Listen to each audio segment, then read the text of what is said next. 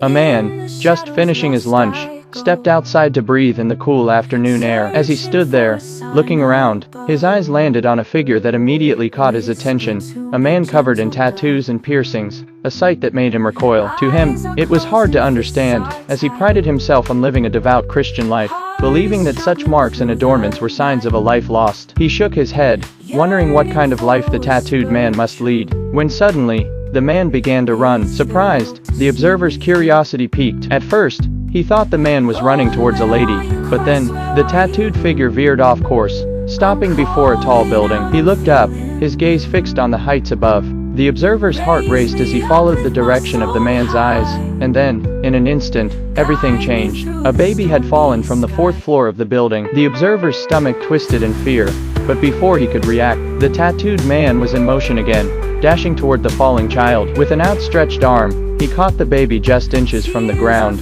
As the man held the baby in his arms, his heart still pounding, a rush of realization flooded over him. He knew that face. This was his sister's child. His breath caught in his throat as the weight of the moment settled in. What if he hadn't seen the man running? What if the baby had fallen and no one had been there to catch her? The emotions were overwhelming: relief, disbelief, and a deep sense of gratitude. The man's judgment about tattoos and piercings seemed so small in that moment. The truth was undeniable. This stranger, whom he had judged so harshly, had just saved his niece's life. But as the tattooed man cradled the baby, he looked up at the observer with a smile, his voice soft but filled with gratitude. "Thank God," he whispered. It was God's grace that saved this child. The observer was stunned. The man with tattoos, the very person he had looked down upon, was praising God with such sincerity. His heart began to soften as the man continued to thank and praise God, humbling the onlooker even further. In that moment, the observer realized that true Christianity wasn't defined by outward appearances,